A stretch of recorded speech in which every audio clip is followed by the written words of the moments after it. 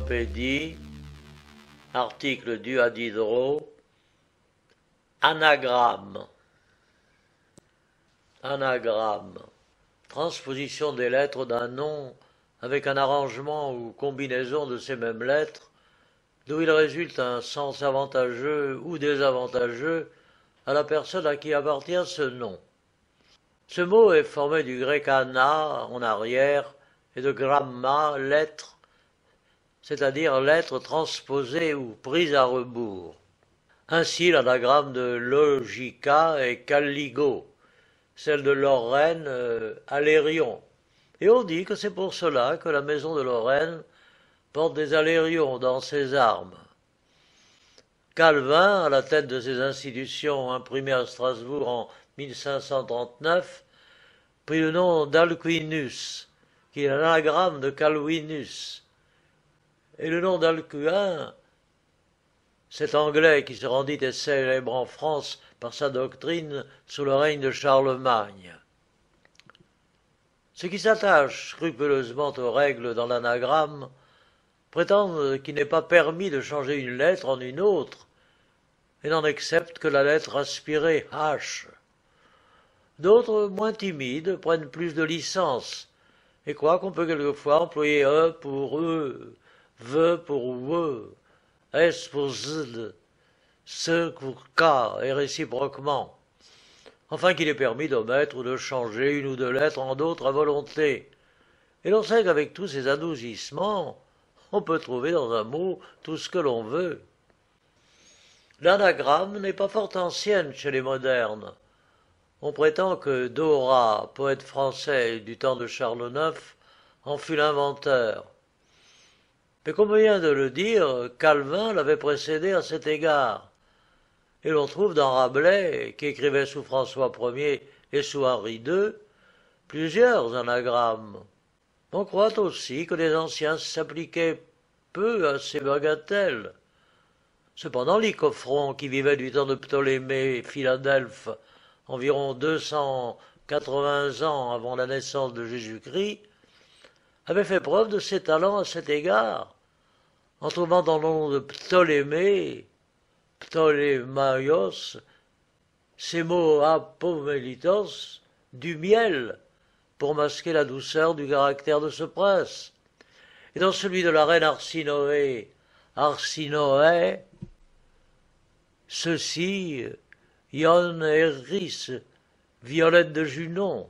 Ces découvertes étaient bien dignes de l'auteur le plus obscur et le plus entortillé de toute l'Antiquité. Les kabbalistes parmi les juifs font aussi l'usage de l'anagramme. La troisième partie de leur art, qu'ils appellent termura, c'est-à-dire changement, n'est que l'art de faire des anagrammes et de trouver par là, dans les noms, des sens cachés mystérieux. Ce qu'ils exécutent en changeant, en transportant ou combinant différemment les lettres de ces noms. Ainsi de qui sont les lettres du nom de Noé, ils font qui signifie grâce. Et dans le Messie, il trouve ces mots il se réjouira. Il y a deux manières principales de faire des anagrammes. La première consiste à diviser un simple mot en plusieurs. Ainsi, soustinameus contient soustinea mus, c'est ce qu'on appelle autrement rébus ou logogriphe. La seconde est de changer l'ordre et la situation des lettres, comme dans Roma on trouve Amor, Mora et Maro. On ne peut nier qu'il y ait des anagrammes heureuses et fort justes, mais elles sont extrêmement rares. Telle est celle qu'on a mise en réponse à la question que fit Pilate à Jésus-Christ. Quid est veritas? Rendu lettre pour lettre par cet anagramme, est vir qui adest, qui convenait parfaitement à celui qui avait dit de lui-même ego sum via veritas, etc. Telle est encore celle qu'on a imaginée sur le meurtrier d'Henri III, frère Jacques Clément, et qui porte « C'est l'enfer qui m'a créé ». Outre les anciennes espèces d'anagrammes, on en a inventé de nouvelles, comme l'anagramme mathématique, imaginée en 1680, par laquelle l'abbé Catelan trouva que les 8 lettres de Louis XIV faisaient vrais héros. Voilà encore une espèce d'anagramme numéral, nommé plus proprement chronogramme, où les lettres numérales, c'est-à-dire celles qui sont dans l'arithmétique romaine, tenaient lieu de nombres, prises ensemble sur leur valeur numérale, expriment quelque époque.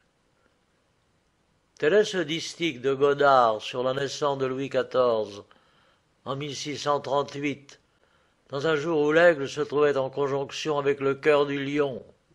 Excelens Delphinus nacit accordis Leonis, congressi Gallos ipel aetitiae refecit, dont toutes les lettres majuscules, rassemblées, forment en chiffre romain 1638.